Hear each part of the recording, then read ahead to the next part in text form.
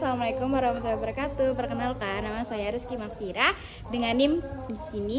Saya di sini nanti akan menjelaskan, bersosialisasi kepada kelas 10 MA Hidayatul Atfal mengenai psikologi komunikasi, komunikasi interpersonal, toxic relationship. Apa saja sih yang akan saya jelaskan? Mari kita lihat. Apa sih psikologi komunikasi itu? Next, ya oke.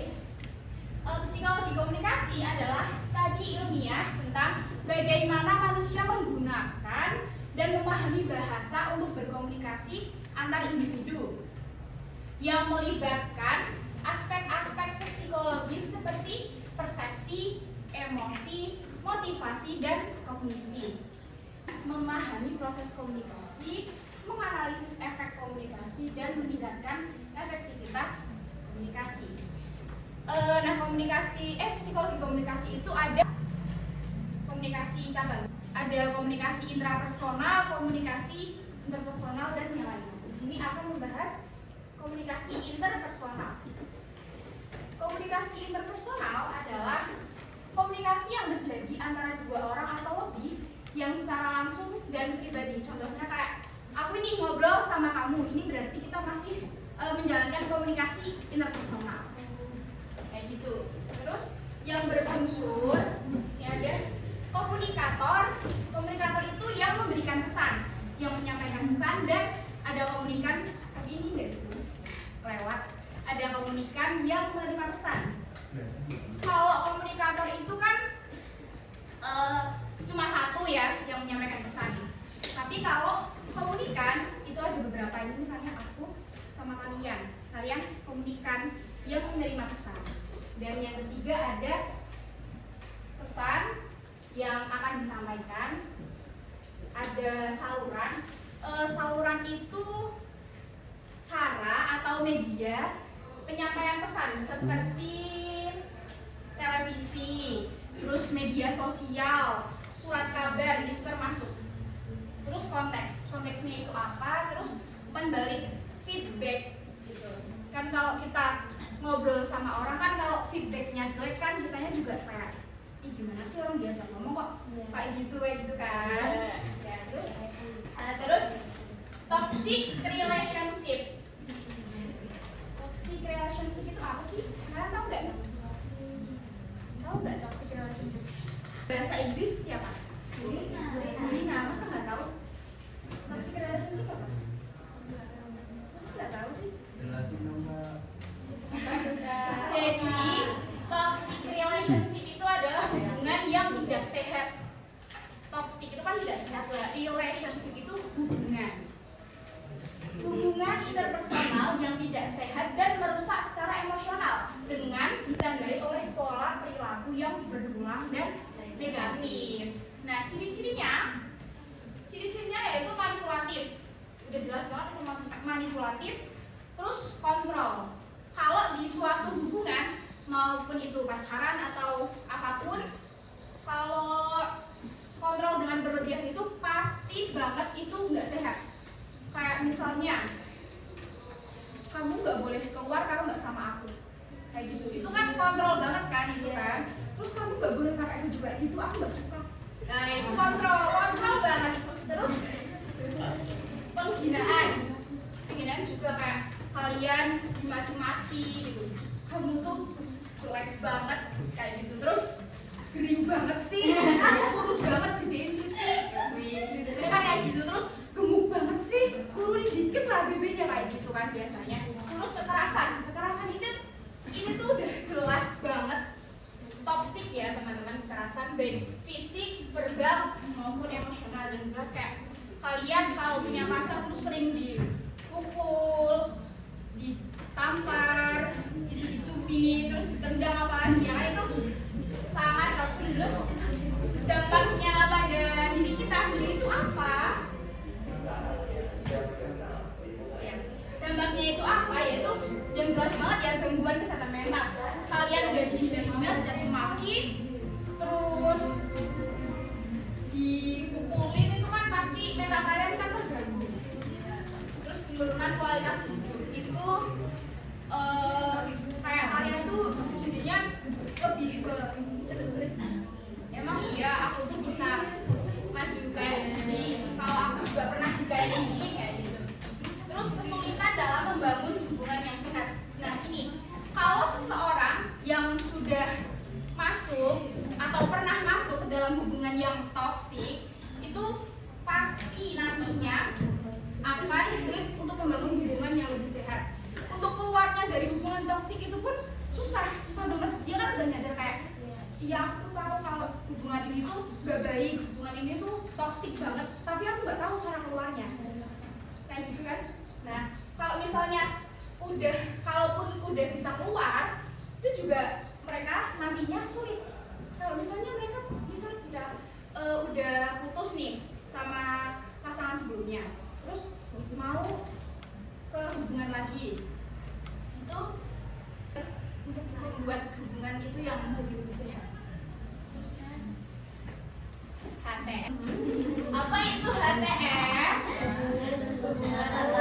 Apa itu HTS? Hubungan tanpa status. Benar sekali, hubungan tanpa status adalah hubungan yang tidak memiliki label atau definisi yang jelas, yang biasanya melibatkan keintiman fisik, emosional, tetapi tanpa komitmen jangka panjang. Gak jelas tuh HTS itu, gak jelas banget labelnya apa gitu. Kayak mau dibilang temen itu bukan kan, masa temen udah sirkulan tiap malam, udah minggu, waduh, chattingan 24/7.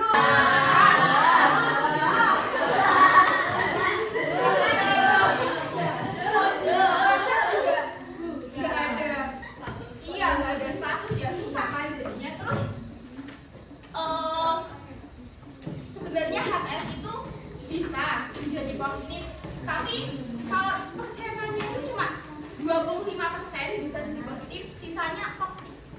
Karena apa? Nah, bagaimana sih HTS ini bisa menjadi toksik? Enggak, lanjut. Nah ya, bagaimana HTS menjadi toksik? Yang pertama itu tadi, ambiguitas status. Statusnya itu nggak jelas kayak tadi itu sih, ngambang, pacaran bukan, temen juga apalagi bukan. Terus kurangnya komunikasi terbuka. Kan karena kita itu dari ambiguitas status tadi, kalau mau cerita-cerita kayak iya aku tuh pengen cerita ini lah ya sama dia waktu itu, tapi kan kita pikir lagi loh, aku tuh siapanya dia kok cerita-cerita ini gitu. Jadinya kan itu kurangnya komunikasi terbuka. Nah itu bisa menyebabkan ada menjadi toksik. Terus ketergantungan emosional. Ketergantungan emosional itu kita jadi kayak gimana ya, mencari-cari dia gitu. Terus kita tuh sulit untuk mengambil keputusan. Kan karena kita ini HTS, terus ketergantungan emosional kita jadi sulit untuk mengambil keputusan. Mau aku udahin nggak ya kayak gininya gitu. Maksudnya kita stop gitu loh, kita stop kabarinnya, kita stop telepon, soalnya kita sebenarnya kita tuh udah sadar kalau ini tuh itu apaan sih, temen gak jelas, temen bukan, pacaran juga bukan gitu loh. Jadi kita tuh sulit mengambil keputusan. Kalian tahu nggak gaslighting itu apa? Gaslighting itu kayak gini nih contohnya.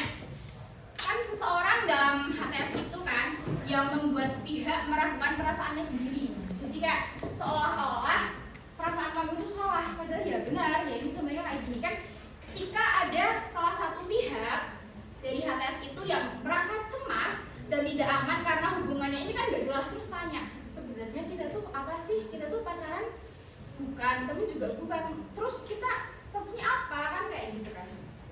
Nah terus si pasangannya ini menjawab dengan kayak gini, ini gaslighting. Kamu tuh terlalu mikir yang enggak gitu. Kita kan cuma temenan gitu loh, kita kan baik-baik aja, kok kamu berlebihan kayak gini sih, jangan lebay deh, kan tuh drama. Itu gaslighting banget. Terus yang kedua ada blame shifting. Blame shifting itu mirip-mirip kayak gaslighting, terus mirip-mirip kayak playing victim.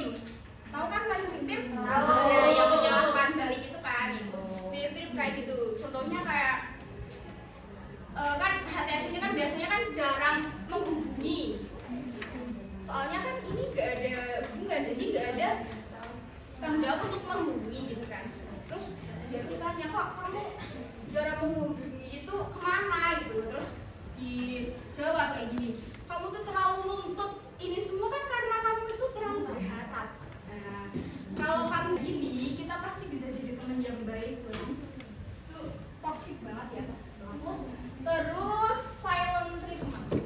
Itu kalian kalau salah, kamu salah apa? Kamu kenapa diem? Ayo, siapa di sini yang kayak gini? Ayo, jangan ya, itu sama temen apa sama pasangan itu? Jangan ya, itu bingung banget itu kita yang di silent treatment itu gimana?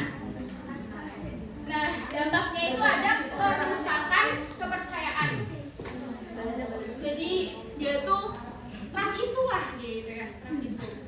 Kalau mau lanjut ke hubungan yang selanjutnya lagi, membangun hubungan lagi, kayak aku takut deh hubungan ini kayak yang sebelumnya gitu. Aku takut di GTS-in lagi gitu. Aku takut di ghosting kayak gitu. Terus isolasi sosial, kalian bakal kayak, ih kamu kemarin perasaan deket sama ini sih, kamu kan jalan sama ini kemarin, kok sekarang udah enggak, gitu-gituin, diajak-ajak kayak gitu. Terus next.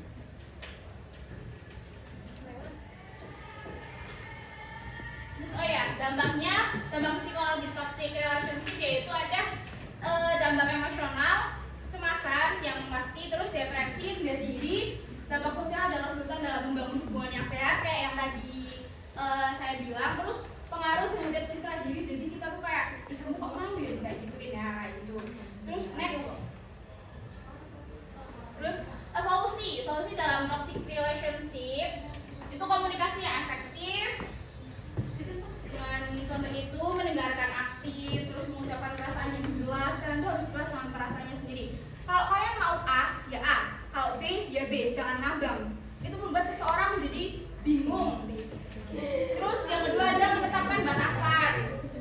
Kalau kalian maunya teman, ya udah kalian nggak usah chatting 24/7, nggak usah kalian kasih ya gitulah. Pokoknya kayak pacar itu jangan ya. Terus membangun kepercayaan, klarifikasi status hubungan ini penting banget ini. Harus klarifikasi. Maunya apa? Terus kenali tanda-tanda toksik kayak yang tadi yang pertama itu. Next. Terus kesimpulannya yaitu hubungan tanpa status dapat berpotensi menjadi toksik jika komunikasi dan ekspektasi tidak jelas. Ketidakpastian dalam HTS sering memicu kecemasan, rasa tidak aman, kesalahpahaman yang dapat menyebabkan salah satu atau kedua pihak merasa diabaikan atau dimanfaatkan. Jika ada satu pihak terus menghindari tanggung jawab emosional atau manipulasi perasaan pasangan, hubungan bisa menjadi semakin tidak sehat. Nah, dampaknya termasuk stres emosional, penurunan rasa kepercayaan diri, dan rasa frustasi yang berkelanjutan tanpa kejelasan dan komunikasi yang baik. HTS dapat berakhir menjadi hubungan yang penuh ketegangan, negatif, dan perasaan sakit hati yang mendalam. Terus, pentingnya komunikasi yang sehat dan batasan yang jelas dalam hubungan. Reminder untuk kita semua, ini pengingat untuk kita semua, carilah bantuan jika Anda berada dalam hubungan yang toksik. Kalian minta saran ke teman kalian, tapi kalau kalian udah dikasih saran, kalian harus dengerin. Jangan dikasih saran terus menerus, tapi tetap dilakukan, jangan ya. Terus terima kasih sudah selesai. Ya.